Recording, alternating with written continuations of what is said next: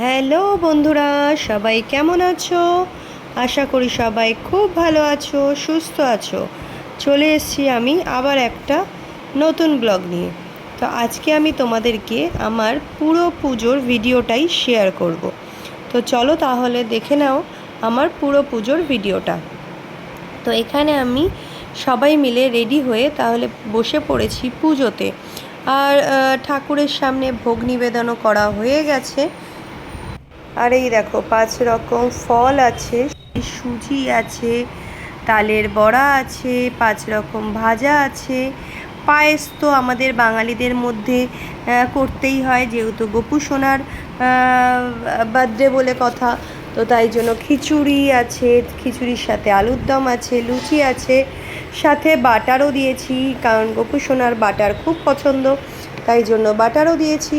আর আমার গোপু সোনা পুরো রেডি হয়ে গেছে, একদম নতুন জামা কাপড় পরে পুরো রেডি। তো আমার গোপু সোনাকে দেখতে কেমন লাগছে সবাই একটু কমেন্টস করে বলো তো ঝটপট।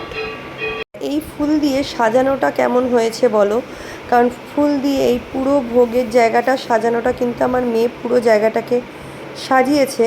তো মেয়েদেরকে বললাম চন্দন বাটতে, তো ওদের চন্দন বাটা হয়ে গেছে। এবার আমাকে ঠাকুরকে চন্দন পরিয়ে আমি আমার পুজোটা শুরু করব। তো তোমরা সবাই বলো এই ফুল দিয়ে সাজানোটা কেমন হয়েছে, কারণ ওরা এই ফুল দিয়ে সাজানো, তারপরে গোপু সোনাকে সাজানো, নতুন জামা পরে রেডি করানো, সবটাই এই সাজানো গুছানোটা পুরোটাই আমার মেয়েদেরকে দিয়েছিলাম। তো ওরা পুরোটাই সাজানো গুছানোটা করেছে। তো চলো তাহলে এবার পুজো শুরু করা যাক। কৃষ্ণ কৃষ্ণ হরে হরে, হরে কৃষ্ণ কৃষ্ণ হরে হরে, হরে কৃষ্ণ কৃষ্ণ গোবিন্দ বল জয় রাধে রাধে কৃষ্ণ। মাঝখানে আমি তোমাদেরকে একটা কথা বলে দিই, যে আমি কদিন ধরে তোমরা দেখেছিলে যে আমার মন্দারমণি ঘোরার কিছু ভিডিও আমি তোমাদের সাথে শেয়ার করেছিলাম।